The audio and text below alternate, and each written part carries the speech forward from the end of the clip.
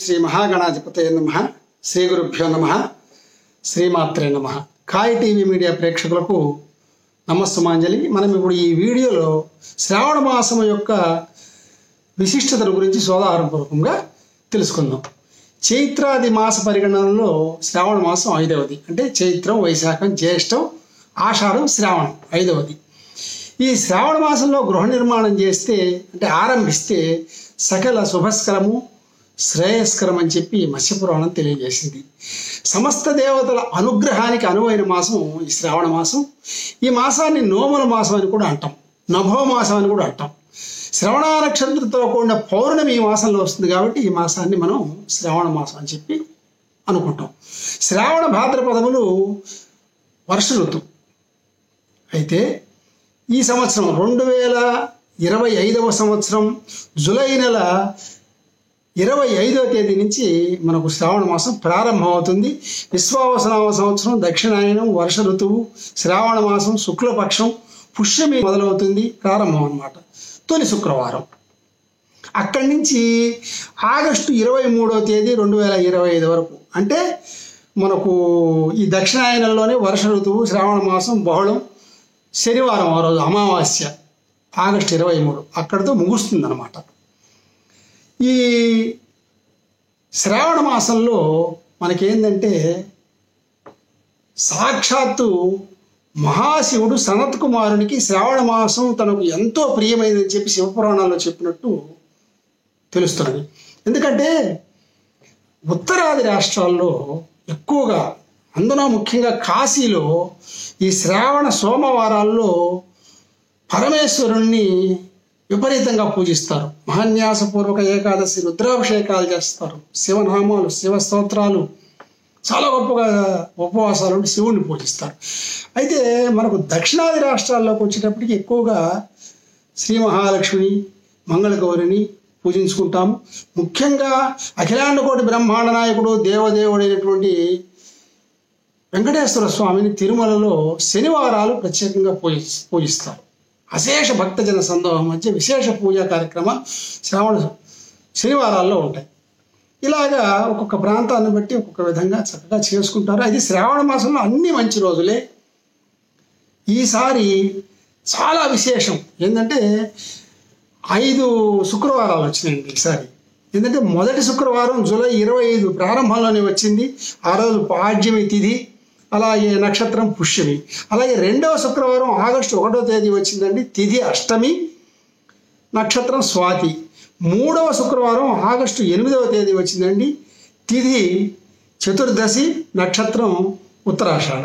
ఇక 4వ శుక్రవారం వచ్చేసి ఆగస్టు 15వ తేదీ వచ్చింది, ఆ రోజు సప్తమి తిథి, అశ్విని నక్షత్రం. అలాగే 5వ శుక్రవారం ఆగస్టు 22, ఇది ఆఖరిది, ఆ రోజు తిథి చతుర్దశి, ఆశ్లేష నక్షత్రం. అలా ఉన్నాయన్నమాట. అయితే ఈ శ్రావణ భాద్రపదములు వర్ష ఋతువు అని చెప్పుకున్నాము. తర్వాత శ్రావణ మాసంలో అన్ని రోజులు కూడా అందరికీ ఆరాధనీయమైనవి. ముఖ్యంగా మహిళా లోకం ఎంతో ఆనందంగా జరుపుకునేటటువంటి, అంటే భగవంతుని, అమ్మవార్లను పూజించేటటువంటి విశిష్టమైన మాసం అన్నమాట. అయితే భగవంతుని యొక్క అనంత శక్తులే మహాలక్ష్మి, మహాగౌరిగా భావించి మనం పూజించుకుంటాం. ఎందుకంటే భగవంతుని యొక్క అనంత శక్తులైనటువంటి అనంత విభూతులు మనకు కోకొల్లలుగా ఈ మాసంలో కనిపిస్తాయి. ఏంటవి? సూర్యచంద్రుల కాంతి, అగ్ని దీప్తి, భూమి, జలము, ఆకాశము, శీతలము, గరిమ, పచ్చదనం, అలాగే పుష్ప సౌందర్యం, ఫలశోభ, ప్రకృతి శోభ, ఆరోగ్యం, ఆయుష్, ఉత్సాహం, ఆనందం, చైతన్యం, విద్య, విజ్ఞానం, సంతానం, పుత్ర, పౌత్ర, కళత్ర సంపదలు, సామరస్యం, సౌమనస్యం, శాంతం, దయ, కరుణ, వాత్సల్యాది గుణాలకు ప్రతీకలు ఈ మహాలక్ష్మి, మహాగౌళి అమ్మవార్లు. అందువల్ల చాలా గొప్పగా మనం పూజించుకుంటాం. తర్వాత ఇక్కడ 5 శుక్రవారాలు చెప్పుకున్నాం. అలాగే 4 మంగళవారాలు కూడా ఉన్నాయండి. మంగళవారం రోజు మనం ఈ శ్రావణ మాసంలో మహిళామణులు మంగళగౌరి పూజ చేస్తారు, వ్రతం చేస్తారు. అది ఎప్పుడు? జూలై 29, ఆగస్టు 5, ఆగస్టు 12, ఆగస్టు 19 తేదీల్లో ఉన్నాయి. అలాగే సోమవారాలు 4 ఉన్నాయి, శనివారాలు 4 ఉన్నాయి. ముఖ్యంగా శనివారాల్లో విష్ణు పూజ చేస్తారు. మరి ప్రపంచ ప్రసిద్ధి చెందిన భూలోక వైకుంఠమైనటువంటి తిరుమలలో శనివారాల్లో స్వామివారికి విశేషమైన పూజలు చేస్తారు, బ్రహ్మాండ నాయకుడికి. ఇలాగా ప్రాంతాలను బట్టి చేసుకుంటుంటారండి. అలాగే మనకు ఆగస్టు 5వ తేదీ, ఆగస్టు 19వ తేదీ అంటే శుక్లపక్షంలో ఒకటి, అలాగే కృష్ణపక్షంలో ఒకటి 2 ఏకాదశులు కూడా వస్తాయి. ఏకాదశి వ్రత నియమాల ప్రకారం విష్ణు పూజ చేసుకుంటారు. ఒకటి ఆగస్టు 5వ తేదీ ఏమో పుత్రద ఏకాదశి, అలాగే ఆగస్టు 19 అజయ ఏకాదశి, దీనిని కామిక ఏకాదశి కూడా అంటారు. మరి ఈ 2 ఏకాదశులు కూడా ఈ మాసంలో చాలా ప్రసిద్ధమైనవి. అలాగే మనకు ఆగస్టు 8వ తేదీ చాలా ప్రధానమైందండి. అందరూ ఎదురు చూస్తుంటారు. ఏంటది? అది 3వ శుక్రవారం వచ్చింది ఈసారి. వరలక్ష్మి వ్రతం. వరాలనిచ్చే తల్లిని ఆ రోజు అద్భుతంగా పూజించుకుంటారు. అంగరంగ వైభవంగా శోభాయమానంగా ఆడవాళ్ళంతా కూడా మంగళ ద్రవ్యాలు సమకూర్చుకొని వరలక్ష్మిని పూజించి అనేక రకాల నైవేద్యాలు పెట్టి వాయినాలు ఇచ్చుకొని తోరాలు కట్టుకొని చాలా గొప్పగా చేసుకునేటటువంటి ఒక సోదర భావం పెళ్ళుబికేటటువంటి గొప్ప వ్రతం అన్నమాట వరలక్ష్మి. అయితే ఈ సంవత్సరం 2025 సంవత్సరం ఆగస్టులో అది 3వ శుక్రవారంలో వచ్చింది. సహజంగా 2వ శుక్రవారం వస్తుంది, ఈసారి 3వ శుక్రవారం వస్తుంది. కాబట్టి పౌర్ణమికి ముందు వచ్చే శుక్రవారం కాబట్టి పౌర్ణమి 9, ఇది 8 ఆగస్టు. కాబట్టి ఇక్కడ చేసుకుంటాం మనం వరలక్ష్మి వ్రతం. ఒకవేళ కుదరని వాళ్ళు ఆ ముందు మిగతా మన 2 శుక్రవారాల్లో ఎప్పుడైనా చేసుకోవచ్చు. అంటే మనకు వ్రతకల్పంలో ఏం చెప్పారంటే పౌర్ణమికి ముందు వచ్చే శుక్రవారంలో వరలక్ష్మి వ్రతం చేసుకోవాలి. కాబట్టి కుదరకపోతే ఆ మిగతా ఇంకొంచెం ముందుకు పోయినా చేసుకోవచ్చు అని చెప్పి అది శాస్త్ర సమ్మతం అన్నమాట. తర్వాత మనకు జూలై 29వ తేదీన చాలా గొప్ప తొలి మంగళవారం. ఆ రోజే విశేషం ఏంటంటే గరుడ పంచమి, నాగపంచమి. చాలా అద్భుతం. ఆ రోజు ఎక్కువగా సుబ్రహ్మణ్య స్వామిని పూజిస్తారు. గరుత్మంతుడిని, శ్రీ మహావిష్ణువు యొక్క వాహనమైన గరుత్మంతుడితో కూడిన శ్రీ మహావిష్ణువుని పూజిస్తారు. నాగదేవతల్ని పూజిస్తారు. ఉత్తరాదిలో అయితే బరోడా మహారాణి ఏనుగునెక్కి బ్రహ్మాండమైనటువంటి మంగళ వాయిద్యముల మధ్య అడవికి వెళ్ళి నాగదేవతల్ని పూజిస్తుంది. అటుపక్క కూడా ఆచారం ఉంది. అలాగే ఆగస్టు 9వ తేదీన ఏంది? అతి ముఖ్యమైన పండుగ శ్రావణ పౌర్ణమి. ఈ శ్రావణ పౌర్ణమి రాఖీ పౌర్ణమి అంటాము, అలాగే రక్షాబంధనం అంటారు, జంఝాల పౌర్ణమి అంటాము. వీటన్నిటిని మించి శాస్త్రం ప్రకారం ఏంటంటే ధర్మశాస్త్రాలు, మంత్రశాస్త్రాల ప్రకారం ఉపాకర్మలు చేసుకుంటారు. వైదిక పద్ధతిని అనుసరించేటటువంటి పండిత కుటుంబాలంతా కూడా. ఇలాగా ఇది చాలా ప్రసిద్ధి చెందినటువంటి సోదర భావంతో రక్ష కట్టుకుంటారు ఒకరికొకరు. అలాంటి గొప్ప రక్షాబంధనం కూడా ఆగస్టు 9లో ఉంది. తర్వాత ఆగస్టు 15న జగద్గురు అయినటువంటి శ్రీకృష్ణ పరమాత్మ యొక్క శ్రీకృష్ణాష్టమి లేదా గోకులాష్టమి అంటాం. ఈరోజు అఖండ భారతావనిలో ఆసేతు సీతనగ పర్యంతము శ్రీకృష్ణ పరమాత్ముని చాలా గొప్పగా కొలుస్తారు, పూజిస్తారు అందరూ. ముఖ్యంగా ఉత్తరాది ప్రాంతాల్లో అయితే మధుర ప్రాంతాల్లో ద్వారకలో పొన్న పూలతో శ్రీకృష్ణ పరమాత్మను పూజిస్తారండి. ఉట్టి కొడతారు చాలా అందంగా. ఉట్టిని అక్కడ 2 స్తంభాలు వేసి అక్కడ ఒక గిలక కట్టి దానికి ఉట్టి కట్టి చక్కగా అలంకరించి ఉట్టి కొట్టి కృష్ణుడిని భజనలు చేస్తారు, కృష్ణుడిని ఆరాధిస్తారు. అలాగే ఈ శ్రావణ మాసంలో మనకు ఈసారి చాలా అద్భుతం అండి. అన్ని పండగలు వచ్చినాయి. అలాగే చాలా పండగలే కాకుండా విశిష్టమైన రోజులు, అలాగే విశిష్టమైన ముహూర్తాలు.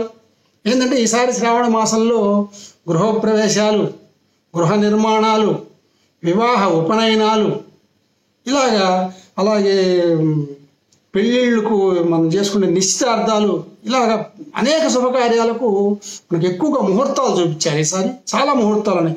జూలైలో అయితే 26వ తేదీ శనివారం, 29 మంగళవారం, 30వ తేదీ బుధవారం, 31 గురువారం బ్రహ్మాండమైనటువంటి వివాహ ముహూర్తాలు ఉన్నాయి. తర్వాత ఉపనయన ముహూర్తాలు ఉన్నాయి, గృహప్రవేశాలు ఉన్నాయి. అలాగే ఆగస్టులోకి వచ్చేటప్పటికి ఆగస్టు 1వ తేదీ శుక్రవారము, అలాగే ఆగస్టు 3 ఆదివారము, ఆగస్టు 6 బుధవారము, 7వ తేదీ గురు, 8 శుక్ర, 9 శని, 10 ఆది, 13 బుధ, 14 గురు, మళ్ళీ 17 ఆదివారం, 18 సోమవారం. ఇన్ని రకాలైనటువంటి అద్భుతమైనటువంటి ముహూర్తాలు ఉన్నాయి ఈసారి. కాబట్టి ఈసారి శ్రావణ మాసంలో పెళ్ళిళ్ళు ఎక్కువగానే చూపించారు. అలాంటి దివ్యమైన మాసం ఈ శ్రావణ మాసం. శ్రావణ మాసం అంతా పండగలు, నోములు, వివాహాలు, ఉపనయనాలు, అభిషేకాలు, అంత శుభకార్యాలు, ముహూర్తాలు, సందడే అండి. శ్రీ మహావిష్ణువుది, శ్రీకృష్ణ పరమాత్మది జన్మ నక్షత్రం శ్రవణ నక్షత్రం ఈ మాసంలోనే. అలాగే గరుత్మంతుడు అమృత భాండాన్ని తీసుకొచ్చింది కూడా ఈ మాసంలోనే. హయగ్రీవుడి జననం ఈ మాసంలోనే. పూజ్య గురుదేవులైనటువంటి అరవిందుల వారి యొక్క జననం ఈ మాసంలోనే. ఇంకా బదరీనారాయణ, చూడి కుడుత్తు, నాంచారుల తిరునక్షత్రాలు ఈ మాసంలోనే ఉన్నాయి. అలాగే మనకు ముఖ్యంగా తిరుమలలో చాలా గొప్పగా స్వామివారికి శనివారాలు విశేష పూజలు జరుగుతాయని చెప్పుకున్నాం. ముఖ్యంగా తిరుచానూరు పద్మావతి అమ్మవారి సన్నిధిలో ఈ శుక్రవారంలో అద్భుతంగా లక్ష్మీ అమ్మవారి పూజలు జరుగుతాయండి. ముఖ్యంగా వరలక్ష్మి వ్రతం రోజు పద్మావతి అమ్మవారి సన్నిధిలో ఉన్నటువంటి ఆర్జిత సేవలు కూడా ఆపి వరలక్ష్మి వ్రతం చేస్తారు. విపరీతమైనటువంటి భక్తులతో, మహిళామణులతో ముఖ్యంగా కిటకిట్లాడుతుందండి ఆ దేవాలయం. అది కూడా ఒక విధంగా అమ్మవారి సన్నిధి దివ్యధామం కదా. ముఖ్యంగా కొత్తగా పెళ్ళైనటువంటి స్త్రీలు ఏంటంటే ఈ 4 మంగళవారాల్లో మంగళగౌరి పూజ చేసుకుంటారు.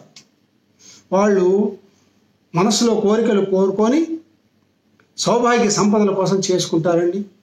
భర్త క్షేమంగా ఉండాలని, సత్సంతానం కలగాలని, మంచి ఆయుష్ కలగాలని, సౌభాగ్య సంపదల కోసం చేస్తారు. ఈ మంగళగౌరి నోముల్లో కానీ, ఈ లక్ష్మీదేవిని పూజించే విధానంలో కానీ, వరలక్ష్మి వ్రతం రోజు కానీ తోరములు కట్టుకుంటారు. 9 ముళ్ళు వేసి ఒక తోరాన్ని ధరిస్తారు. ఆ తోరం కట్టుకొని ఆయా వ్రతాల యొక్క కథలు వింటారు. ఆ తర్వాత రకరకాల ప్రసాదములు నైవేద్యంగా పెట్టి అందరూ పంచుకుంటారు. ఒక సర్వలక్షణ సంపన్నురాలైనటువంటి ముత్తైదు ఒక పసుపు కుంకుమలు, మంగళ ద్రవ్యాలు ఇచ్చి, వాయనమిచ్చి అమ్మవారి స్వరూపంగా భావించి నమస్కరించుకుంటారు. కాబట్టి ఈ శ్రావణ మాసం అంతా ఏంటంటే ఇందులో ఒక వైజ్ఞానిక కోణం ఆవిష్కరింపబడ్డది. ఒక సోదర భావము, ఒక వాత్సల్యము, ఒక ప్రేమ, ఒకరి పట్ల ఒకరికి అభిమానము, కొత్త కొత్త బంధుత్వాలు, స్నేహాలు. కాబట్టి ఇన్ని గొప్ప లక్షణములు కలిగినటువంటి శ్రావణ మాసము మనకు మాసాల్లో కల్లా ఎంతో గొప్పదని తెలియజేస్తూ, ఈ శ్రావణ మాసంలో 50 మంది భక్తులకు ఆ అమ్మవారి యొక్క కృపా కటాక్ష వీక్షణములు అపారంగా కలిగి ఆనందమయ శాంతిమయ జీవనాన్ని గడపాలని మనసా వాచ కర్మణ కోరుకుంటూ సర్వే జనా సుఖినో భవంతు. స్వస్తి. మరిన్ని అప్డేట్స్ కోసం మా కాయ్ టీవీని సబ్స్క్రైబ్ చేసుకోండి. మా వీడియో కనుక మీకు నచ్చినట్లయితే లైక్ చేయండి, షేర్ చేయండి. మీ విలువైన అభిప్రాయాలను కామెంట్ బాక్స్లో తెలియజేయండి.